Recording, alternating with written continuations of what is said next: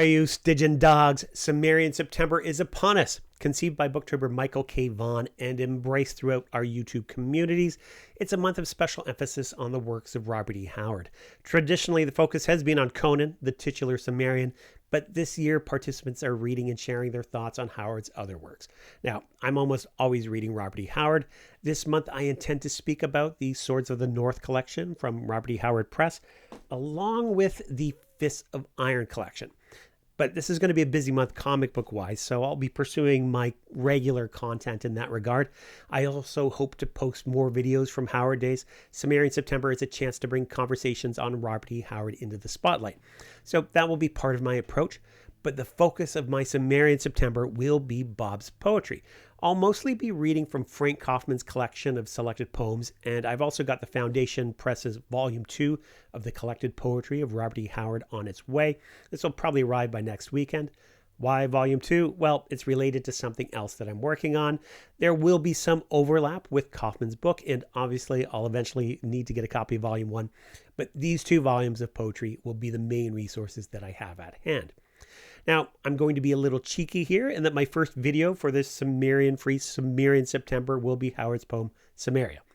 In his essay, The Poem Cimmeria and Robert E. Howard's Use of Blank Verse, Frank Coffman notes that Cimmeria is placed among Howard's most important published poems.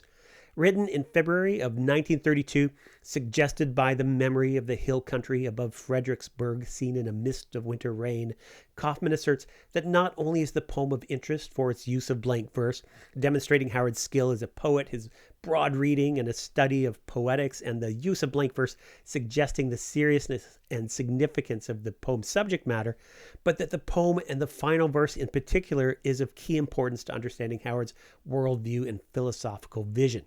Coffman writes of his belief that the poem's mystical vision of previous lives and incarnations was part of Howard's essential philosophy as it evolved in the last few years of his brief life. Check out the link in the video description to read Frank Coffman's essay in full. It's great. Having spent the summer reading Jack London's The Star-Rover, and it kind of feels cliche to mention the importance of this book, but once you read it, you can't deny the influence that it must have had on Howard's life.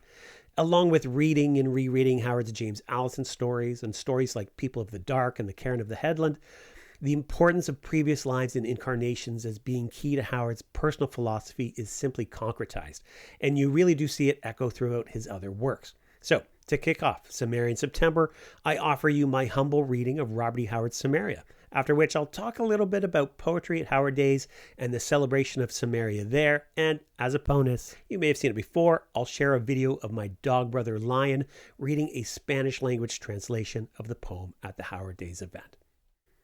Cimmeria by Robert E. Howard. I remember the dark woods masking slopes of somber hills, the gray clouds' leaden everlasting arch, the dusky streams that flowed without a sound, and the lone winds that whispered down the passes. Vista upon vista, marching hills on hills, slope beyond slope, each dark with sullen trees, our gaunt land lay. So when a man climbed up a rugged peak and gazed, his shaded eye saw but the endless vista, hill on hill, slope beyond slope, each hooded like its brothers. It was gloomy land that seemed to hold all winds and clouds and dreams that shun the sun, with bare boughs rattling in the lonesome winds, and the dark woodlands brooding over all, not even lightened by the rare dim sun, which made squat shadows out of men. They called it Cimmeria, land of darkness and deep night. It was so long ago and far away, I have forgotten the very name men called me. The axe and flint-tipped spear are like a dream, and hunts and wars are like shadows. I recall only the stillness of that somber land, the clouds that piled forever on the hills, the dimness of the everlasting woods, Cimmeria, land of darkness and the night. O soul of mine, born out of shadowed hills, to clouds and winds and ghosts that shun the sun, how many deaths shall serve to break at last this heritage which wraps me in the gray apparel of ghosts? I search my heart and find Cimmeria, land of darkness and the night. The final official event on the second day of Howard Days is the reading of Bob's poetry from the front porch of the home. This year we were moved around the side just so we were out of the direct sunlight and just a few more steps away from the busy traffic that goes back and forth in front of the house. Now, it's a great community experience. People are invited to stand up and read whatever they like. A lot of people had things planned. There were so many great readings, but something that they endeavor to do each year is to read Cimmera in as many different languages as possible. This year, it was, less than in previous years, but we achieved 5 different languages. So Billy kicked it off reading Cimmera in English. That was followed on, I believe, by Libby reading it in German. Then we saw Ethan from New Hampshire read it in Gaelic. Miss Barbara read it in beautiful Italian. And my dog brother Lion from Sword and Sorcery Book Club read it in Spanish. So I offer to you, you may have seen it elsewhere already, but here is Lion reading Cimmeria in Spanish. And I'm from Dallas, Texas, and I'll be reading Cimmeria in Spanish, which happens to be Cimmeria in Spanish. So there we go. Recuerdo el bosque oscuro, enmascaradas las laderas de las cocinas sombrías, el arco plomizo y sempiterno de las nubes grises, las corrientes oscuras que fluían sin sonido y los vientos solitarios que susurraban por los pasos. Marchando vista en vista, colinas en colinas, pendiente tras pendiente, cada uno oscuro con árboles hoscos. Nuestra tierra demacrada se extendía. Por consiguiente, cuando un hombre subía a un pico escabroso y contemplo su ojo sombreado, vio solo una vista interminable, colina en colina, pendiente tras pendiente, cada uno encapuchado como sus hermanos.